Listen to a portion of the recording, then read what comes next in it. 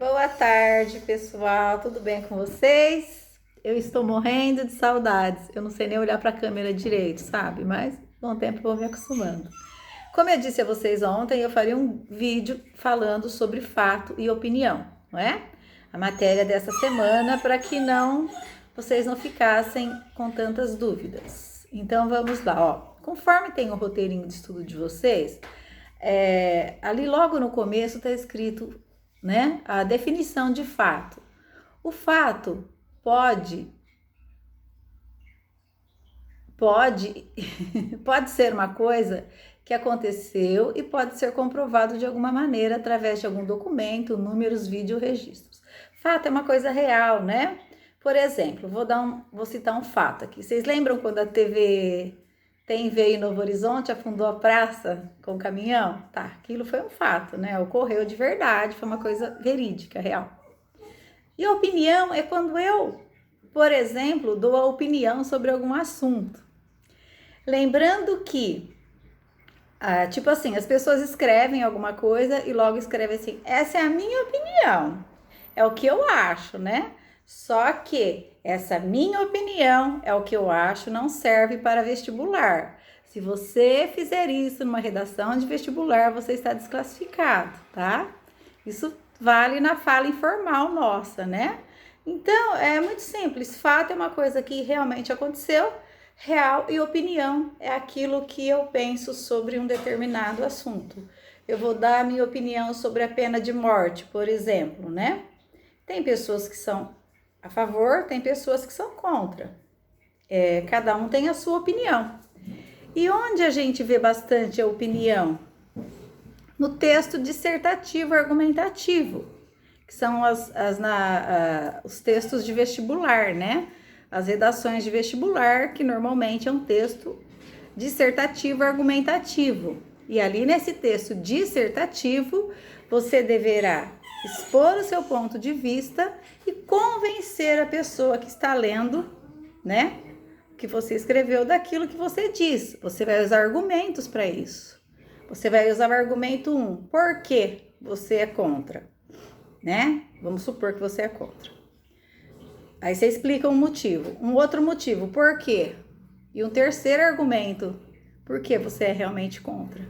Então, a redação de vestibular, a dissertação de vestibular e de Enem, ela é um texto dissertativo argumentativo e você tem que explicar o seu ponto de vista e convencer o leitor daquilo que ele está lendo, certo?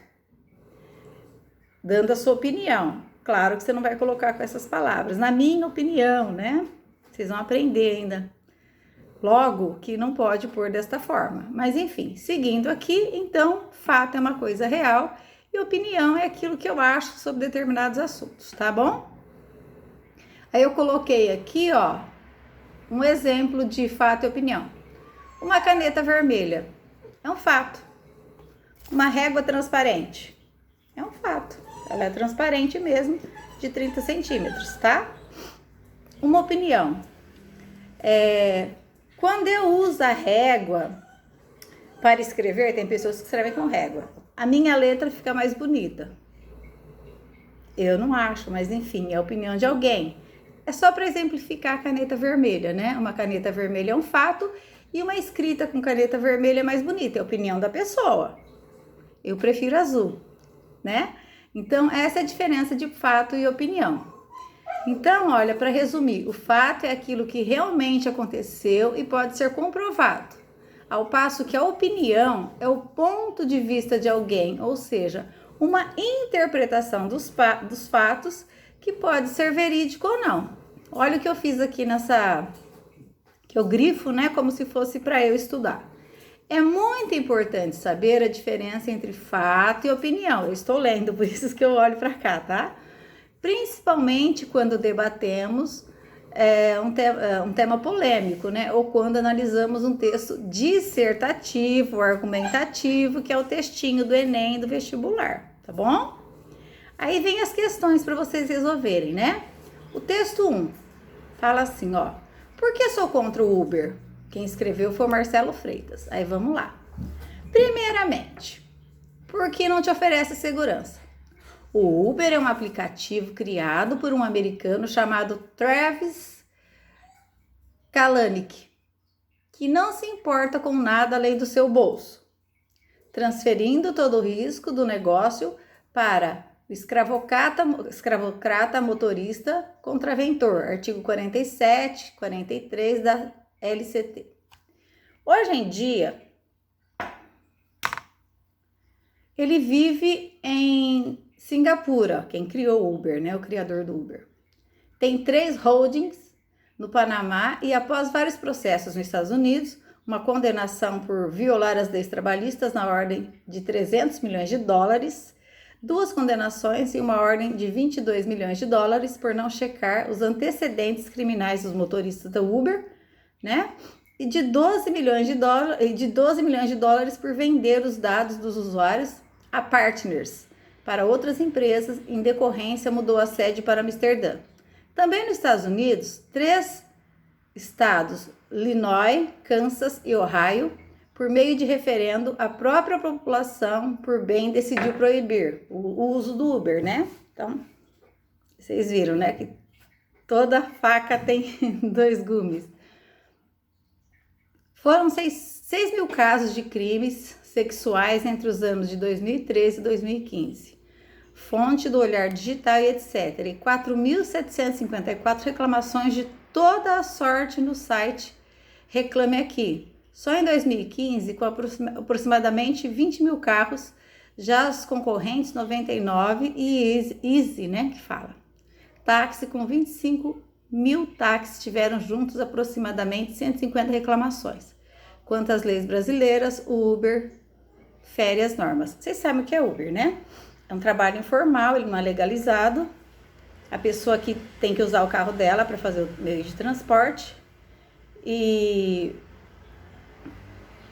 aí você paga, é bem barato, bem mais barato que o táxi, bem mais barato que qualquer coisa. Só que você não sabe, aquela pessoa não é cadastrada num lugar, você não sabe os antecedentes criminais dela, você não sabe se é uma boa pessoa ou não.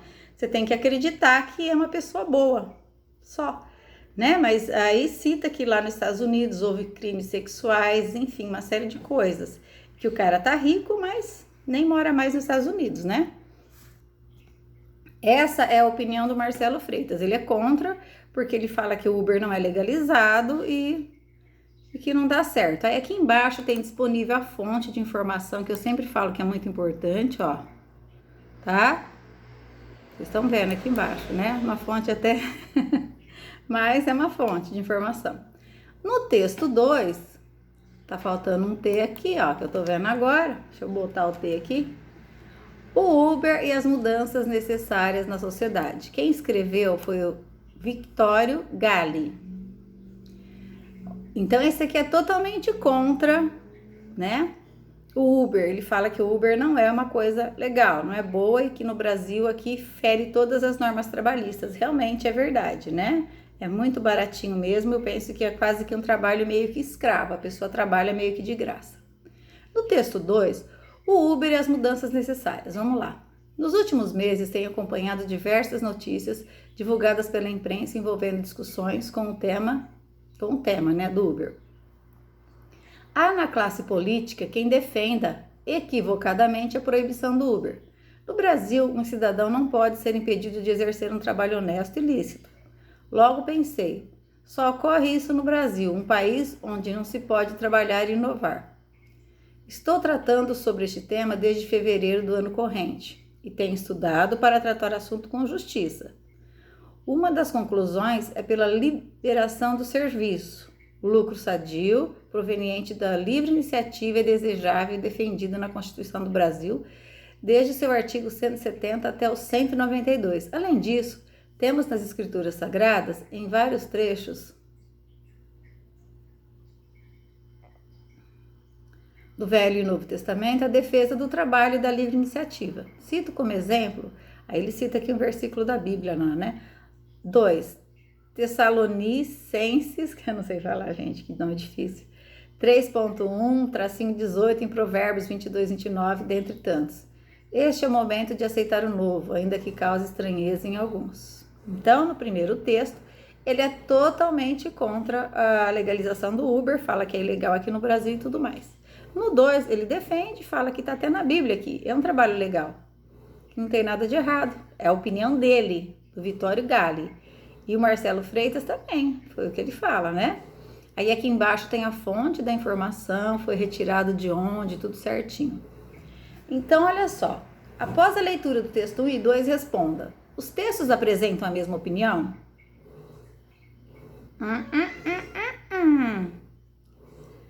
Qual opinião é defendida no texto 1? Qual a opinião defendida no texto 2? Qual o fato que é presente em ambos os textos? Eles têm um assunto em comum, né? Então é só você responder na frente. Os textos apresentam a mesma opinião? Sim ou não? Qual a opinião defendida no 1? Muito simples, eu já falei até inclusive. Qual a defendida no texto 2? Tal. Qual o fato que é presente nos dois textos? Eles tratam de um assunto em comum. Qual é esse? Né? Beleza. Esse é 1 e 2. Vamos para 3. Texto 3, cidadania, direitos, direito de ter direitos. Cidadania é o direito de ter uma ideia e poder expressá-la. É poder votar em quem quiser, sem constrangimento. Há detalhes que parecem insignificantes, mas revelam estágios de cidadania. Respeitar o sinal vermelho no trânsito, não jogar papel na rua, não destruir telefones públicos. Por trás desse comportamento está o respeito à coisa pública, né? Que a gente que paga imposto, a gente tem que respeitar, né? Foi uma conquista dura para a gente conseguir esses direitos, né, e tudo mais. Muita gente lutou e morreu para que tivéssemos o direito de votar, inclusive. Quem escreveu esse texto, Gilberto de Misten, ele morreu agora recentemente, né? Tá aqui a fonte da informação, de onde eu tirei o texto, que eu não inventei, né? Eu peguei de algum lugar, certo? Então ele fala o quê? Que a cidadania, que a gente tem direito de ter direitos, mas que a gente não pode esquecer que muitas pessoas lutaram para que nós tivéssemos esses direitos, né? E o que é respeitar? O que é, por exemplo, nós temos o direito do voto. Você pode votar em quem você quer, lá ninguém vê você votando. Você vota é secreto. Você pode falar depois, mas é secreto, tá? Você tem esse direito de votar, mas ser cidadão também é respeitar os sinais de trânsito, não jogar lixo na rua, né? Não destruir o patrimônio público, tudo isso faz parte da cidadania. E ele fala que foi uma conquista muito difícil o voto, né? Das diretas já, que teve uma campanha, quem é professor de história sabe, explica melhor para vocês, né? E aí teve lá, diretas já, aí nós conseguimos o direito do voto. Eu ainda era criança nessa época. Quando Tancredo Neves morreu, a partir daquele ano nós passamos a ter o direito de votar. Até então nós não tínhamos, né? Muito bem. Então aqui, ó, é só ler com cuidado, ó. O trecho que indica uma opinião em relação à cidadania é... Então tem um trecho aqui que ele fala da cidadania. O que eu sugiro a vocês? Pega um lápis colorido, vamos lá procurar a palavra cidadania. Tá lá no início, ó. Cidadania é o direito de ter uma ideia e poder expressá-la. Grifei. Aí vamos pegar de outra cor. É poder votar em quem quiser sem constrangimentos. Tá. Há detalhes que parecem insignificantes, mas revelam estágio de cidadania. Olha a cidadania aqui de novo. Grifa a cidadania. Por exemplo, respeitar o sinal vermelho do trânsito, né? Não jogar papel na rua. Então, qual o trecho que indica a opinião dele referente à cidadania? Então, cidadania, ser um cidadão, é o direito de ter uma ideia e poder expressá-la? É poder votar em quem quiser? Revelam estágios de uma cidadania? Foi uma conquista dura ou muita gente lutou? Onde que ele tá falando que foi, onde ele tá dizendo, onde é a opinião dele aqui? É muito simples, gente. É o direito de ter uma ideia e poder expressá-las, não. É poder votar em quem quiser? Também, né? Mas ele falando como se fosse eu falando, eu, né? Coloca assim, dessa forma. Qual delas seria correta, então? A B, a C. Foi uma conquista dura ou muita gente lutou? Coloque-se no lugar da pessoa. Eu já sei qual é a certa. Depois a gente discute. Texto 4. Trindade terá sistema híbrido. Deixa eu pôr o óculos, que eu não sei se eu sei falar com óculos ou sem óculos, se eu enxergo com ou sem. Dependendo das condições climáticas, a energia eólica, vocês sabem o que é, né? É quando a gente reaproveita, a gente pega a energia do próprio vento. Aquelas hélices, né? Elas captam a energia do vento, que é muito legal, que aqui não dá, porque eu acho que nós não temos vento suficiente. Mas em algumas regiões do Brasil, alguns estados do Brasil, dá para usar essa energia, né? Eólica. É muito indicada para regiões de acesso restrito e, por isso, com menos demandas. Como as ilhas, seguindo esta linha de pensamento, o CEPEL, juntamente com a Eletrobras e a Marinha do Brasil, desenvolveram desde 2005 projeto de instalação de fontes alternativas na ilha de Trindade, no litoral do Espírito Santo. A ideia é implantar um sistema híbrido, duas coisas, de energia solar e eólica, energia que a gente capta também do sol. Com capacidade para gerar 120 kW, o suficiente para reduzir de 60 mil para 2 mil litros o consumo anual de óleo diesel na ilha, que atualmente é atendida por geradores movidos a óleo. Localizada a 1.200 km na costa brasileira, a ilha de Trindade é estratégia para garantir extensão territorial no país e por isso é ocupada pela Marinha. Mas, para que tenha energia precisa ser alimentada por óleo diesel, para que funcione, né? Que de 2 em 2 meses, é meu gato que derrubou a cadeira, chega transportado por barcos em viagens que duram cerca de 4 dias. Daí a grande importância desse projeto, né?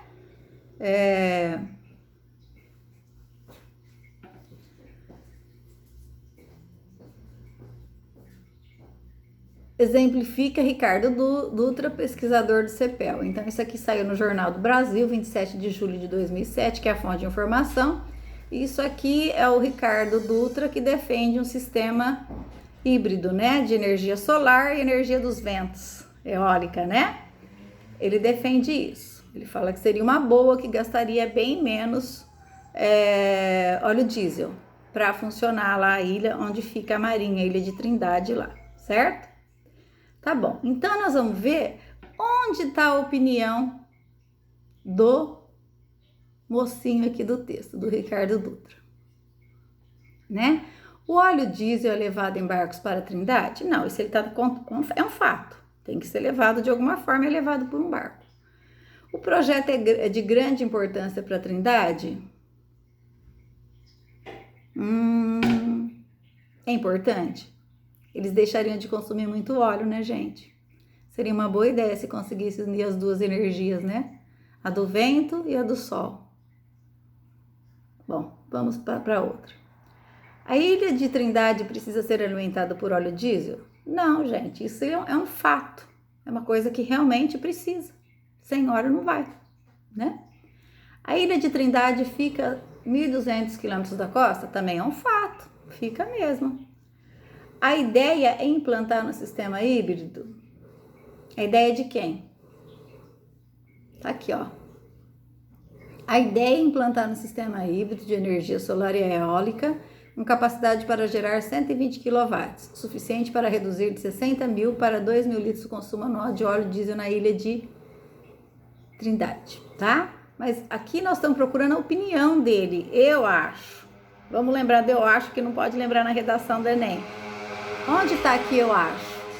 Eu acho que esse projeto é fundamental para que tudo funcione bem nessa ilha, né? Para que deixe de ter esse gasto elevadíssimo com óleo diesel. Eu acho isso muito importante, a execução desse projeto na ilha. Se conseguir pôr em prática mesmo, né? A junção da energia eólica e de energia solar, vai ser ótimo para a ilha. Ok? Closed caption? Então vamos lá. Texto para responder a questão 4. Dia Mundial da Água. Nós nem comemoramos. Dia 22 de março é a data escolhida pela Organização das Nações Unidas para celebrar o Dia Mundial da Água. Mais do que uma comemoração, é um momento para conscientizar a população do planeta a respeito do problema relativo à escassez deste elemento indispensável à vida. Sem água não tem vida.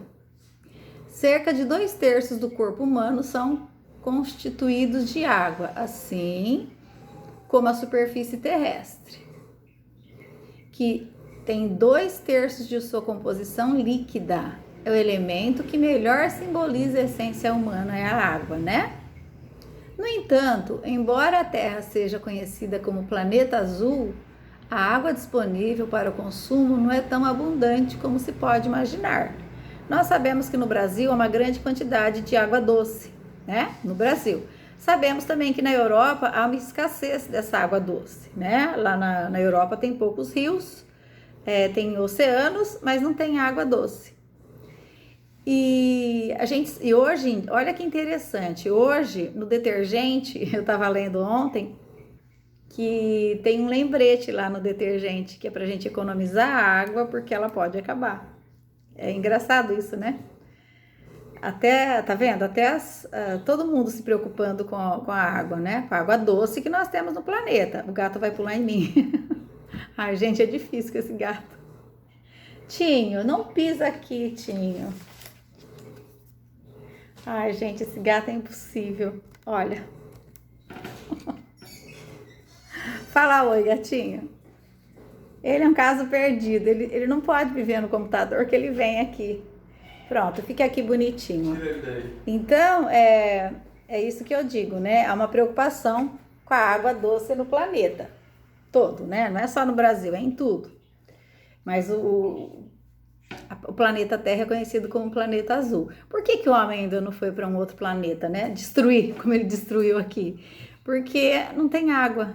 Mas a hora que eles acharem um planeta que tem água, pode ter certeza que eles vão lá detonar também, que nem fizeram com o país aqui com a Terra, né? Então, esse texto foi publicado no Jornal do Brasil, 27 de junho. Aqui eu estou pedindo uma opinião do Ricardo, né?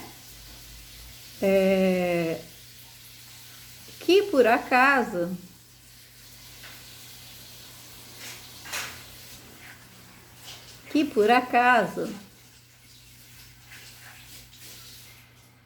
tá repetindo a outra. Não, disfarce, gente, eu tô vendo errado. Esse gato que me deixa com as ideias baratinadas. Então, aqui a 4. Neste texto, a frase que contém uma opinião dele, né? De quem escreveu o texto. Qual que é? Dia 22 é a data para celebrar o Dia Mundial da Água. Tá, isso é um fato. Não tem como mudar. Isso é incontestável. Dia 22 é o Dia Mundial da Água. A gente comemora e acabou. É um momento para conscientizar a população.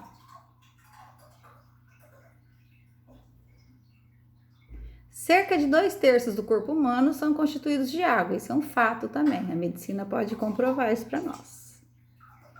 Embora a Terra seja conhecida como planeta azul, ela é conhecida como planeta azul por todos. Todo mundo sabe disso. Então, só tem uma certa. Vai assinalar uma só. A número 5, gente, olha. Após fato e opinião, já expliquei o que é fato, que é uma opinião, né? Os alunos deverão assinalar os trechos sublinhados no texto abaixo, como F para fato ou O para opinião. Então, aqui quem escreveu esse texto foi o Guilherme Boulos, tá? Ele escreveu esse texto no dia 20 de 11 de 2014, às 10 horas e 49 minutos. Os donos do Brasil em cana. E depois? Então, vamos lá. O universo, eu não sei se eu enxergo de óculos ou sem óculos. O universo está derretendo, disse um deputado do PMDB após a operação política da Polícia Federal no último dia 14. O dramalhão é justificado. A operação prendeu mais de 20 executivos e envolve nome dos maiores empreiteiras do país. 4 delas, Camargo Correia, UTC, OAS e LES, tiveram os próprios presidentes presos. A casa caiu, tá? A operação prendeu tantos executivos, envolveu Parará. Isso aqui é uma opinião dele? Não, isso aqui é um fato. Isso aqui de fato aconteceu. Então, o que eu vou fazer? Eu vou colocar um F aqui em vermelhinho, tá? O primeiro parágrafo é um fato. Não é a opinião do Guilherme Boulos. Aí nós vamos para o segundo parágrafo. Não nos iludamos, porém, não é a primeira vez que os donos do Brasil... Quando ele fala donos do Brasil, são as grandes empreiteiras, os políticos que têm muito dinheiro, né? Quem manda, quem tem dinheiro manda, né? São expostos a nu nos últimos anos. O banqueiro Daniel Dantas foi preso em 2008 após a Operação Satyagrah. Executivos da Reincidente Camargo Correia também foram presos em 2009 pela Operação Castelo de Areia. E a Delta Construtora foi desmascarada em operação de 2000 e 2013. Vocês perceberam que cada operação que a polícia faz para prender esses grandes nomes, eles dão um nome diferente, né? Então tem aqui, ó. Deixa eu ver aqui. Operação Satyagrah. Enfim, cada operação que a polícia realiza, ela dá um nome diferente para isso. Então, aqui nesse segundo parágrafo, os resultados após as prisões foram tanto... nós estamos na de cima, não nos iludamos. O banqueiro Daniel Dantas, isso aqui é um fato, gente, porque ele foi preso, mas depois não virou nada. Felizmente, no Brasil não há justiça, né? Quem sabe no futuro vocês consigam mudar isso. Terceiro parágrafo. Os resultados após as prisões foram tanto desanimador. Nossa, eu fiquei desanimada com o resultado, porque não era esse o esperado. Eu queria que os culpados fossem punidos, né? Eu fiquei desanimada. Dias depois, a turma foi invariavelmente solta. Então, o que eu tenho aqui nesse parágrafo, gente? Uma opinião. Eu fiquei desanimada com o que aconteceu, ele falou. Foi desanimador o resultado, não estou contente, né? Continuando. As empresas continuaram com seus negócios, inclusive com os contratos com o poder público. Em alguns casos chegou ao extremo de os acusadores tornarem-se réus, como o delegado Protege Queiroz e o juiz Falso de Santos, ambos de Satyagrah, faz parte da operação, que a polícia dá nome para a operação, né? Tá? Então, isso aqui é um fato. Eu tenho uma opinião no primeiro, mas depois eu tenho um fato. As empresas continuaram seus negócios e nada aconteceu. Vamos para cá, ó. Eu vou falar até aqui com vocês, depois vocês vão fazer sozinhos. Ser honesto é algo perigoso. Vocês também acham isso? Você acha que ser honesto é uma coisa perigosa? Se a gente pensar, a minha mãe me ensinou que a gente tem que ser honesta, independente. Se você dever R$1 para uma pessoa, você tem que pagar. Você tem que ser a pessoa mais honesta do mundo. Então, ele fala assim, ser honesto é algo perigoso. Será que é perigoso? Não é uma opinião dele isso? Eu penso que a gente tem que ser honesto independente de qualquer coisa, não é? Já disseram certa vez... Mexer com os donos do Brasil, que é aqueles que detêm grande poder aquisitivo, né, os grandes empresários, grandes políticos, é uma coisa, não é coisa que se faça impunemente. Os tentáculos dos grandes grupos, o que são tentáculos? É um povo, né? O povo tem tentáculos. Então, eu tenho um grupo aqui, eu sou dona de uma fábrica, de uma refinaria de petróleo. Eu sou um povo aqui, mas eu tenho tentáculos que percorrem todos os lugares, vai para todos os lugares e vai fazendo conchavos políticos e etc, né? Então, olha só. Os tentáculos dos grandes grupos econômicos no governo, né, no Congresso, no Judiciário, na mídia, não devem ser subestimados. Isso nos autoriza a um certo ceticismo em relação ao que virá, uma descrença, né, gente? A gente fica tão descrente com as coisas que são feitas e não são punidas, que dá a impressão que é tudo sem lei, todo mundo faz o que quer e não acontece nada, não é isso? Então aqui, ó, o que vocês acham que é? Ser honesto é algo perigoso, é a opinião dele, né? Não é um fato. Os tentáculos dos grandes dos grupos econômicos, do governo, não sei o que, parará, esse aqui já é um fato. Só que, ó, isso nos autoriza um certo ceticismo em relação ao que virá. Esse aqui também é a opinião dele. Realmente causa uma descrença nas pessoas, né? Eu sou totalmente descrente com tudo. Depois, olha lá. De toda forma, o escândalo atual envolvendo contratos bilionários com a Petrobras tem circunstâncias muito particulares. A operação foi desencadeada no momento de grande polarização política e tem evidentes intenções de colocar um cheque na legitimidade da do presidente Dilma, né, no caso, que já não é mais. Então, aqui é um fato também, né? Aí ele continua falando, depois, ó, a campanha de Aécio é um pouco sobre política. Aí vocês falam, nossa, professora, é chato falar sobre política. Não é, gente, a gente tem que falar sobre tudo, né? E é uma maneira de informar vocês que existem outros tipos de texto, né? Não tem só poesias, músicas, romances, coisas legais, né? Existem esse tipo de texto também. E aí aqui, ó, vou deixar para vocês responderem, tá? Ó, falta pouco, vocês dão conta. Eu só vou ler um pouquinho quem é esse Guilherme Boulos. Guilherme Boulos tem 32 anos, é formado em filosofia pela USP, professor de psicanálise e membro da coordenação nacional do MTST, Movimento dos Trabalhadores Sem Teto.